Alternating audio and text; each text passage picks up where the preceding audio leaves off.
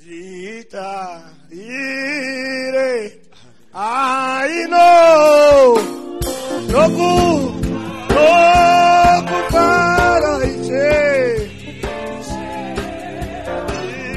Ishe wangu ndiwe, ndiwe wangawa, wandifira Ishe wangu waburukaine,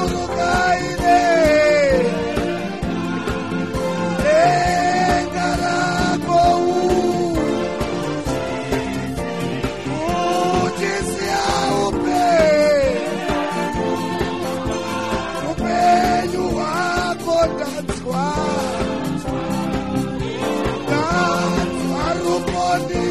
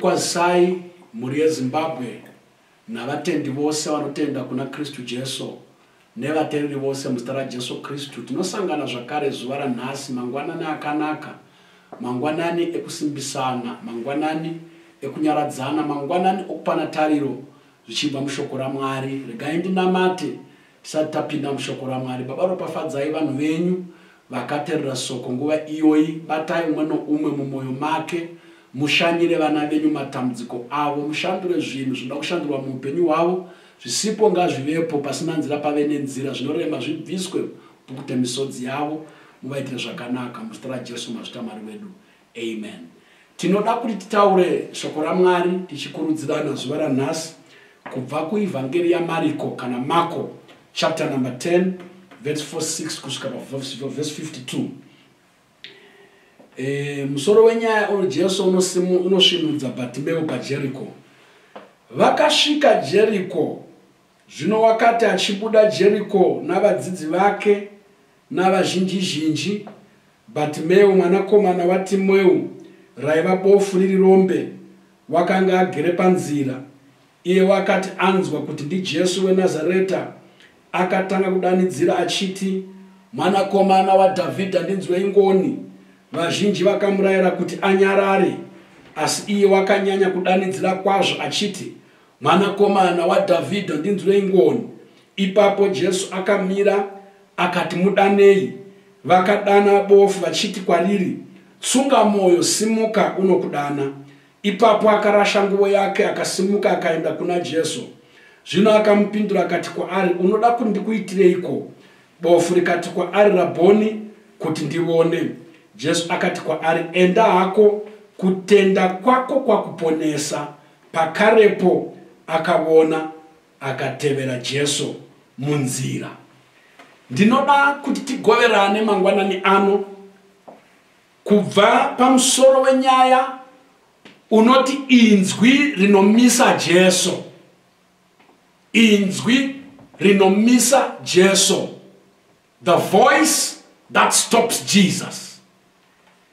Nguva zhinji patinenge tinamata, tikasaona kushanduka kwezvinhu kana kuitika kwezvinhu zvatakumbira, mhinduro ichita se inononoka, tinosvika patinoora moyo toti Mwari haasi kuda kutipindura, toti Mwari akatitsamwira. Ndinoda kukurudzira umwe munhu nhasi kuti kana watanga nyaya yokunamata iyi, watanga nyaya yokudaidza Jesu, rega kuora moyo, rega kuneta. Kunyange zvikaita sezvanonoka, zvikaita senge hasi kukuona, hasi kukunzwa, kunonoka kwake hakusi kuramba. His delay is not a denial. Toda kutaura pamusoro pe voice rinomisa Jesu, the voice that stops Jesus. Inzwi rinomisa Jesu, inzwi rinokwezva Jesu, rinokweva Jesu, the voice that draws the attention of Jesus. Izwi rinoti kana radaidza Jesu unomira zvaanenge achiita, wotarisana newe. Tine nziyo yatinoimba muhymn inoti, Ishe nditarirei nokufara, nditarirei nokufara. Kana wadana Jesu wokutarira, kana wadana Jesu oita pay attention kwauri, ndiyo nyaya yanoda kutaura nezvayo zuva ranhasi. Pataverenga pa verse 46 panoti, Jesu wakasvika muguta rinonzi Jeriko. Jeriko, kana tikaziva parakatangira kutaurwa, iguta rakanga rakatukwa naMwari pamazuva aJoshua. Joshua paakapinda munyika yeKenani, unonzi destroyer, uparadze guta reJeriko, pane shoko rinoti, uchavaka guta iri, ucharivaka neropa romwana wake, agoripedza neropa romwana wake. Zvireva kuti anoteya nheyo dzeguta iri mwana wake aifa, paanopedza kurivaka mwana wake achifa, umwe mwana wechipiri. Saka vakavaka guta reJeriko, vakasangana nematambudziko ayo, nekuti rakanga riri guta rakatukwa. Guta reJeriko iguta ratinoverenga pamusoro pevanhu vasina kumira zvakanaka. Tinonzwa nezvana Rakabi akanga ari chifeve, waibva muguta reJeriko. Tinonzwa neZakeu, Zakeu yaide mbavha, ari muteresi, aibira vanhu mari yavo nepfuma yavo, murume waigara muguta irori, guta reJeriko. Ukaverenga soko remurume uya wakataurwa naJesu, akarohwa nembavha, dzikamutorera hembe dzikamusiya, akafenta ari half dead, waibuda muguta reJeriko. Asi nodinakidza nhasi ndechekuti kunyange guta reJeriko rakanga riri guta rakatukwa, kunyange Jeriko raiva guta risina kumira zvakanaka, Bhaibheri rinoti Jesus came to the city of Jericho. Jesu akauya muguta reJeriko. Hazvina basa mamiriro ezvinhu muupenyu hwako, hazvina basa mamiriro enzvimbo yauri. Ungava munhu uri munzvimbo yokutukwa, Jesu unouya panzvimbo iyoyo. Ungava munhu uri panzvimbo ine vanhu vasina kumira zvakanaka, Jesu unogona kuuya panzvimbo iyoyo. Kunyange uri munhu une zita rakashata mukati mavanhu, munhu akarambwa navamwe vanhu, munhu asingagamuchiriki navamwe vanhu, Jesu unouya muguta rokwenyu, unouya kumana kwako, unouya nzvimbo yako. Even Zakeu anonzi naJesu nhasi toda kunojamba mako. Jesu unogona kupinda mumba mako. Jesu unogona kusvika mumba mako. Kunyange uri mumakomba, kunyange uri mumupata, kunyange uri mudesert, uri murenje, Jesu unosvika murenje rako. Kunyange uri murenje reconfusion, rekukanganisika pfungwa, Jesu unosvika murenje iroro. Kunyange uri pamupata womumvuri worufu, Jesu unosvika ipapo. Unoti handina kuuya kuzotsvaka vakarurama, asi ndakuuya kuzotsvaka vatadzi, nekuti vanorwara ndivo vanotsvaka n'anga, asi vane utano havatsvaki n'anga. Ungange uchirwara nehunhu usina kumira zvakanaka, zvinhu zvisina kumira mushe, usafunga kuti Jesu haagone kukusvikira. Unokusvikira parima rako iroro. Jesus can come to your place. Ungava panzvimbo yerejection iko zvino, ungava panzvimbo yemisodzi, ungava panzvimbo yekuora moyo, ungava panzvimbo yekushaya tariro, Jesu unouya panzvimbo yauri iyoyo. Panzvimbo yeJeriko taverenga, hanzi paive nemunhu akanga ari rombe, akanga asingaoni. Murume iyeyo hapana zvizhinji zvinotaurwa nezvake, zita rake harina kunyorwa. Vazhinji vanoti wainzi Bartimeus. Bartimeus means mwana wa Timeu. Zita rake haana zita, haana background inotaurwa, haana nezvake zvinotaurwa. Ungava munhu nhasi usina zita mumhuriyo kwenyu, ungava munhu nhasi usina zita munzvimbo yaunogara, ungava munhu usina zita mucommunity yako, kana uinaro, ringava zita rakashata, ringava zita rakaita sei, asi Jesu une hanya newe. Jesu unokuda vakadaro. Jesu une nyasha dzinoenda kudarika pane zita rako iroro. Wakanga ari rombe, hanzi achipema, asingaoni, achigara panzvimbo iyoyo panzira, adresi yake haitaurwi, unongodzi wepanzira. Unogona kutaura uchinzi wekubhawa, unogona kutaura uchinzi wekwa zvakaipa, asi Jesu, he will pay attention to your need. Jesu haambofi akakusiya, haambofi akakurasa. Paverse 47 panoti, wakati achinzwa mhomho yaitevera Jesu, akabvunza kuti ko mhomho iyi iri kuita ruzha ndei? Zvikanzi aiwa, haisi mhomho yeHighland, haisi mhomho yeDynamos, haisi mhomho yeBarcelona, imhomho yevari kutevera Jesu. Paakangonzwa kuti imhomho ine chekuita naJesu, akabva aziva kuti padaidzwa zita raJesu, padomwa zvemurume unonzi Jesu, ndipo pane bvovorero yangu. Padomwa zita rinonzi Jesu, ndo pane mhinduro yangu. Padomwa zita rinonzi Jesu, ndo pane ansa kumatambudziko angu. Wakauya Jesu kuzokupa kukunda. Bhaibheri rinoti wakanzwa nezvaJesu. Rega ndikutaure nhasi, iro riya zuva rawakanzwa nezvaJesu, ndo raive zuva rekuporeswa kwako. Zuva raunonzwa nezvaJesu, ndo pasvika sununguro yako, ndo pasvika kundiso yako. Panongodaidzwa zita raJesu, pane mhinduro yako. Panodaidzwa zita raJesu, rega kuignowa. Panodanwa zvaJesu, panotaurwa zvaJesu, panorehwa zvaJesu, panoimbwa zvaJesu, ndipo pane kuponeswa kwako, ndipo pane kukunda kwako, ndipo pane kusimuka kwako. Bartimeu wakadaidzira nekuti wakanga wanzwa nezvaJesu. Murume unonzi Zakeu akakwira pamusoro pemuti, anzwa nezvaJesu. Mukadzi uya weropa, aibuda ropa, wakagwesha akanosvika pana Jesu, anzwa kuti zvine chekuita naJesu, zvine chekuita naJesu, zvine ruponeso rwako, zvine chekuita naJesu, zvine kurapwa kweupenyu hwako, zvine kurapwa kwemhuri yako, zvine kunatswa kweupenyu hwako, zvine kugadzirwa kwezvinonetsa mukati meupenyu hwako. Paunonzwa nezvaJesu, kutenda kwako ngakusimuke, nekuti Roma 10:17 inoti faith comes by hearing and hearing the word. Kana wanzwa nezvaJesu, simudza kutenda kwako kuna Jesu. Kana wanzwa nezvaJesu, tarira kuna Jesu. Ndiri kutaura nhasi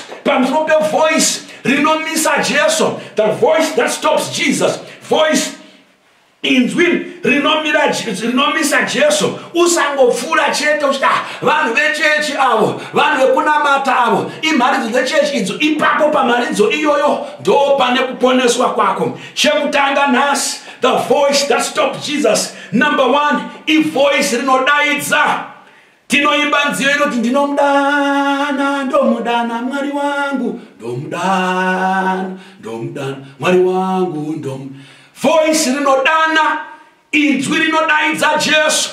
ndiro inzwi draw attention yaJesu, inzwi rinomisa Jesu, inzwi rinodana. Murume watiri kutaura nezvake panapa akanga asingaoni riri rombe, wakadana akati, Jesu mwanakomana waDhavhidha, ndinzwirei ngoni. Varume navakadzi, vana baba nana mai munyika yedu yeZimbabwe, ngatidaidzei Jesu. Kana zvarema, kana taomerwa, ngatidaidzei Jesu. Panguva dzokuchema, ngatidanei Jesu. Panguva dzekuremerwa, ngatidaidzei Jesu. Panguva idzo dzeCovid, nyika isingazivi zvairi kuita, nyika isina direction, nyika isina solution, ngatidaidzei kuna Jesu. Vanodaidza kwaari havanyadziswe, vanodana kwaari hakuna. Wakadana kuna Jesu akanyadziswa. Varoma 10:13 inoti vanodana kwaari, those that call upon his name shall be saved. Ruponeso rwako runouya paunomudaidza. Pana Jonah chapter number 2 verse 1 and 2, profita Jonah unoti ndakadaidza kuna Jehovha ndiri mukati medumbu rehove. Ambeno kuti iwe uri papi, pamoripa. Jonah waive mulockdown yake yemudumbu rehove, isina window, isina air vent, asi ari imomo. Wakadana kuna Jehovha. Hove yakanga yakamumedza ikamurutsa. Handizivi situation yauri, handizivi mamiriro ezvinhu mumba mako, handizivi mamiriro ezvinhu mumhuri kwenyu, mubasa rako, muutano hwako, mumari dzako, munyaya dzako. Voice rinomisa Jesu, voice rinomisa Jesu, inzwi rinomisa Jesu, inzwi rinodana. Bartimeo wakadaidza, Jesu akamira. Daidza kuna Jesu. Pauri ipapo, daidza kuna Jesu. Kana zvakuremera, daidza pana Jesu. Wakadaidza kwaari, you will never be disappointed. Chechipiri, voice rinomisa Jesu, voice rinovhuma utera hwaro pamweya. Inzwi rinovhuma utera hwaro pamweya. The voice that acknowledges its spiritual need. Murume uyu akanga ari rombe, uye asingaoni, ari mupemi, asina chinhu. Jesu oti kuna Mateo 5:13, vakaropafadzwa varombo pamweya.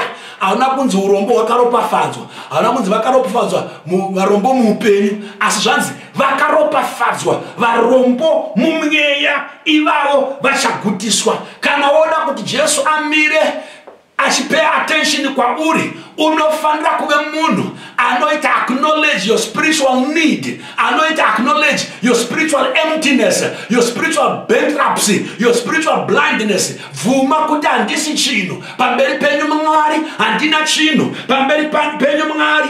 Vhuma pamberi paMwari kuti mumweya handina chinhu. Mwari simba handina, baba njere handina, baba uchenjeri handina, simba handina. Imi Jehovha ivai simba rangu, imi Jehovha ivai njere dzangu, imi Jehovha ivai uchenjeri wangu. Inzwi rinomisa Jesu, inzwi rinovhuma utera hwaro pamweya, inzwi rinovhuma urombo hwaro pamweya, inzwi rinovhuma kuti mumweya handina chinhu. Hama dzangu, the moment nguva yaunovhuma kuti hausi chinhu, simba raMwari ndo parinoonekwa. Pauro unoti iye kuna vaKorinde vechipiri chapter 12, muutera hwangu ndo munoonekwa nyasha dzaMwari.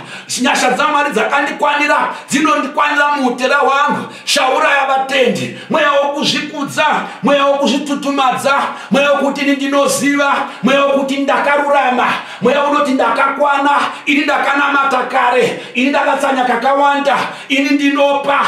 Aiwa pamberi paMwari kana wauya uchida kuti wane ngoni, kana wauya kuti uchiwane nyasha, iva munhu unovhuma, uve munhu unozvininipisa. Bhaibheri rinoti unopa nyasha, ndiJakobo 4:7, unopa nyasha kune vanozvininipisa asi unodzivisa vanozvikudza. Vhuma kuti hauna chinhu, vhuma malimitations ako, ugoona simba raMwari, ugoona nyasha dzaMwari. Chechitatu, voice rinomisa Jesu, the voice that stops Jesus, voice rinochembera ngoni, voice rinochembera ngoni, the voice that cries for mercy. Murume wataverenga pano unochema achiti, Ishe ndinzwireiwo ngoni, Mambo Jesu ndinzwireiwo ngoni, mwanakomana waDhavhidha ndinzwireiwo ngoni. Vana baba nana mai, vakomana nevasikana, tanzwa vhangeri rakawanda raparidzwa pamusoro pejudgment, vhangeri rakawanda raparidzwa pamusoro pokurashwa nokutongwa kwavanhu. Regai nditaure ndichiti panguva ino tiri kuparidza vhangeri renyasha. Jesu asati agara pachigaro chokutonga nyika, ugere pachigaro chenyasha. Bible na Hebrew 4 verse 16 inoti uyai pachigaro chenyasha muzogamuchira ngoni, uyai pachigaro chenyasha muzowana ngoni. Tiri pachigaro chenyasha, tinofugama pachigaro chenyasha, tinonamata pachigaro chenyasha. Nyasha dzaMwari dzinowanikwa kana wauya pachigaro ichosho. Bible inoti you obtain mercy. Saka voice that stops Jesus is the voice that cries for mercy. Unoti Bartimeo, Jesu mwanakomana wa Davida, ndinzwirewo ngoni. Pachigaro chenyasha pane ngoni. Vana baba, Bible rinoti ngoni dzaJehovha itsva mangwanani oga oga. Wakaona zvinhu zvakuremera, warwadziswa, wachemedzwa, waomerwa, watambudzwa, wasvika pakaoma, wakangovata hope chete, uchimuka mangwanani, kanganwa zvazuro, nekuti mangwanani ega ega ane ngoni itsva. Bible rinoti ngoni dzaJehovha itsva mangwanani ega ega, itsva mangwanani ega ega. Kana zvakakuwira, zvakakusiya uri mupenyu, Mwari uchiri nenyasha newe, ngoni dzaMwari dzichipo. Kunyange wakakundikana zuro, wakamuka mangwanani, gamuchira ngoni mangwanani. Kunyange wakakonewa nezuro, nhasi muka ugamuchire ngoni. Ngoni itsva mangwanani oga oga. Murume unonzi Bartimeo unodana achiti, Jesu mwanakomana wa Davida, ndinzwireiwo ngoni. Vana vaMwari tinoda ngoni. We need mercy for our businesses. We need mercy for our nation. We need mercy for our children. Jehovah ngaanzwire ngoni vana vedu, ngaanzwire ngoni nyika yokwedu, ngaanzwire ngoni mabusiness edu. Jesu ugere pachigaro chenyasha, ipapo vanoendapo vachizviriripisa vanogamuchira ngoni. Chechina, saka tasvika pane chinotevera, voice rinomisa Jesu. Yes, ndechechina, voice rinomisa Jesu, inzwi rinomisa Jesu, inzwi rinodana kunyange paine vadzivisi, inzwi rinodana kunyange paine vadzivisi. Bible rinoti paakatanga kudanidzira achiti, Jesu mwanakomana wa Davhidha, ndinzwireiwo ngoni.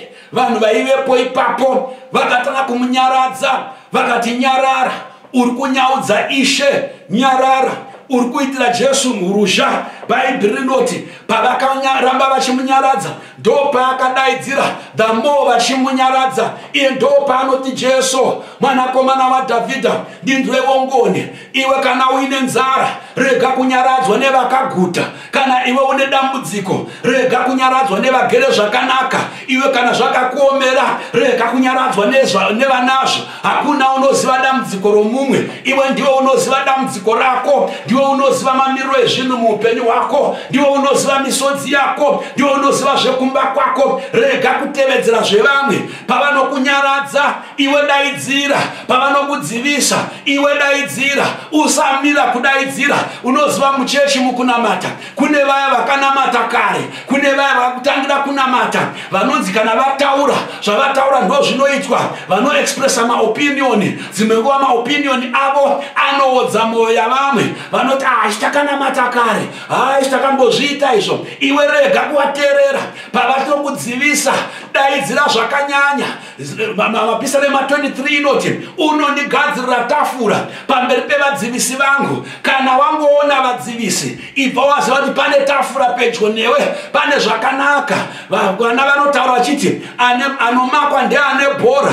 Wakaona waakumakwa, waakunyaradzwa nyaradzwa, waakudziviswa dziviswa, ndo pane breakthrough yako, ndo pane bvovorero rako. The more vachikunyaradza, iwe daidzira. Kunyange nhamo ikada kunyaradza, iwe daidzira. Urwere ukada kunyaradza, iwe daidzira. Situation ikada kudaradza, iwe daidzira. COVID ikada kunyaradza, iwe daidzira. The voice that stops Jesus is that voice that calls.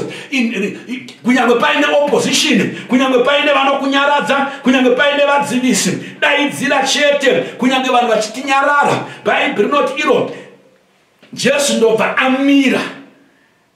Jesu ndobva amira. Voice rake radraw attention ya Jesu. Voice rake ramisa Jesu. Voice rinodaidza, voice rinodaidza richitsvaka ngoni. Voice rinobvuma kuti handina chinhu, ramisa Jesu. Jesus is stopping. Inzwa unzwe, Jesu haana kumiswa na rabbi nemarabha uma. Jesu haana kumiswa nevaprofita. Jesu haana kumiswa nevaprofita kana vadzidzi. Wakamiswa nemunhu ainzi rombe rakanga risingaoni. Newe unogona kudaidza, Jesu akamira. Unogona kudaidza, Jesu akakutarisa. Unogona kudaidza, Jesu akapa attention yake kwauri. Bhaibheri rinoti paakanzi Jesu paakamira akati mudaidzei auye pano. Akati mudaidzei auye pano. Bhaibheri rinoti vaya vaimbomudzivisa vakamuti tsunga moyo, Ishe unokudana. Hama dzangu vanhu havasine kutevedzerwa. The same people vaimudzivisa vachimunyaradza vaona Jesu amira ari kumudana vakuda kuva part and parcel of his success. Kune vanhu munyika vanenge vachikuseka uchishupika, vachikuseka uchiita struggle, vachikuseka uchina chinhu. Kana zvinhu zvako zvakufamba vanoda kuassociata newe vachiti tisu takamukurudzira, ndisi takamubatsira. Zvino varume vaimudzivisa ava vaimbomurambidza ndo vakuti tsunga moyo, Ishe unokudaidza. Iwe ramba kushingiswa nevaimbokurwisa, vaudze kuti ndakashinga kudhara nekuti pana vanchidaidzira ini manga muchindinyaradza. Ndakashinga moyo pamanga muchindirwisa handina kunyarara. Ndakashinga moyo pamakandiseka ndakaramba ndichiverenga. Ndakashinga moyo pamakandiseka ndakaramba ndichishanda. Pamakandiseka ndakapfuurira pamberi. Zvino Bhaibheri rinoti wakabva arasa gumbezi bhachi rake reurombe, bhachi rake raipfeka achipemha naro. Kana wouya kuna Jesu, you must throw away. Rasa mabhachi ako ekuzvikudza, rasa mabhachi ako eupenyu hwekare, zvinhu zvisina maturo zvirase. Nekuti kana munhu auya kuna Kristu Jesu unova chisikwa chitsva, zvekare zvinopfuura. Haugone kuti ndinonamata Jesu, ndakatenda kwaari, uchine mararamiro netsika dzekare. Wakakanda bhachi rake riya rourombe kure, akamhanya achiuya kuna Jesu. Chechishanu, voice rinomisa Jesu. Chechitanhatu, voice rinomisa Jesu ivoice inorevesa. Bhaibheri rinoti amira pamberi paJesu unobvunzwa, unonzi unoda kuti ndikuitirei? Unoti Ishe kuti ndione, Rabhoni kana kuti mudzidzisi kuti ndione. Haana kuita beat about the bush, akangonanga padambudziko rake, akangonanga panyaya yake, akataura zvaimunetsa. Voice rinomisa Jesu ivoice rinorevesa. Kana vauya kuna Jesu, rega kutaura mastori akawanda. Taura nyaya yako, pira kuna Jesu nyaya yako, udza Jesu dambudziko rako, udza Jesu chichemo chako. Murume unotaura chokwadi, unoti Ishe ndinoda kuti ndione. He was saying this very honestly. Voice rinorevesa. Chekupedzesera paverse 52 Jesu unoti iye kutenda kwako kwakuporesa. The voice that stopped Jesus is the voice that has faith. Voice rinotenda. Bhaibheri rinotiro kuna vaHebheru 11 paverse 6, pasina kutenda hazvibviri kufadza Mwari. Kana woda kunamata Jesu unonamata nokutenda. Kana woda kudaidza kuna Jesu unodaidza nokutenda. Kana wada kuuya kuna Jesu unouya nokutenda. The voice that stops Jesus is the voice that is full of faith. Without faith it is impossible to please God. Pasina kutenda hapana chaunogamuchira kubva kuna Mwari. Pasina kutenda hakuna kwaunoenda pana Mwari. Kurapwa kwako na Jesu kunouya nokutenda. Kukunda kwako na kundiswa kwako na Jesu kunouya nokutenda. Breakthrough yako inouya nokutenda. Chese chaunoda chinobva kuna Mwari chinouya nokutenda. Paulo unoti iyo hatifambi nokuona, tinofamba nokutenda. Hatisi vaile kudzokera shure, tiri vekutenda. Tinopfuurira pamberi. Hama dzangu nyange zvarema, ramba uchitenda. Kunyange zvaoma, ramba uchitenda. Upenyu ukarwadza, ramba uchitenda. Usarasa kutenda. Nekuda kwezvakakukomberedza, usarasa kutenda. Nekuda kwavanokunyaradza, usarasa kutenda. Nekuda kwemamiriro ezvinhu panguva yatiri nhasi ndo panodiwa varume navakadzi vokutenda. Maomero aita upenyu, it is your faith. Kutenda kwako kuchakupa kukunda, kutenda kwako kuchakubudisa munhamo, kutenda kwako kuchaita kuti ubudirire. Without faith you cannot please God. Nyasha dzinogamuchirwa nokutenda, ngoni dzinouya nokutenda, minana inoitika nokutenda, kupindira kwaMwari bvovorero rinouya nokutenda. Zuva ranhasi ngarive zuva rako rokudaina kuna Mwari. Uwane attention. Jesu akute pay attention. Jesu amire akutarire nokufara, akutarire netsitsi. Unofanira kuva nevoice rinodana kuna Jesu, voice rinodana nokutenda, voice rinodana richirevesa, voice rinodana richiti ini Mwari handina chinhu, uchibvuma utera hwako womweya uchichemera ngoni. Mwari ngaakunzwire ngoni, Mwari ngaanzwire Zimbabwe ngoni, ngaanzwire kereke ngoni, ngaanzwire vatendi ngoni, ngaanzwire vanhu vose ngoni. Upenyu hwedu usaramba wakadaro, zvinhu zvedu zvirege kuramba zvakadaro, nyika yedu irege kuramba yakadaro. Mwari ngaakukomborerei, aitire vana vako ngoni, aitire marriage yako ngoni, aitire business rako ngoni, zvaunobata namaoko zviitirwe ngoni, chese chako chiitirwe ngoni. Mwari ngaakunzwire ngoni, hakuna wakanzwa ngoni, zvinhu zvikaramba zvakadaro. Bartimeus wakabva ipapo akutoona. Jesu akati kutenda kwako kwakuporesa, kutenda kwako kwakuporesa. Bhaibheri rinoti akabva ashinura, akabva ipapo akatevera Jesu. Mwari ngaakurangarire akuitire zvakanaka. Mwari ngaatambanudze ruoko rwake pamusoro pako akuitire nyasha. Muzita raJesu, amen. Ngatitsinzinyei ndinamate. Baba, komborerai vanhu venyu vanzwa shoko, vazadzei nokutenda, vapei simba rokudana kunyange zvichirema, kunyange zvichirwadza, vapei simba rokudaidza kunyange zvinhu zvikavaomera, vasarasa kutenda, vagamuchire ngoni. Zimbabwe ngaigamuchire ngoni, mhuri yeZimbabwe ngainzwirwe ngoni. Baba, upenyu hwedu husaramba wakadaro, ikonomi yedu ngainzwirwe ngoni. Baba, misha yedu, mhuri dzedu, vana vedu, ramangwana redu toisa muruoko rwenyu. Rangarirai nyika yedu, rangarirai vanhu venyu, rangarirai kereke yenyu. Ndakumbira nokutenda muzita raJesu, amen.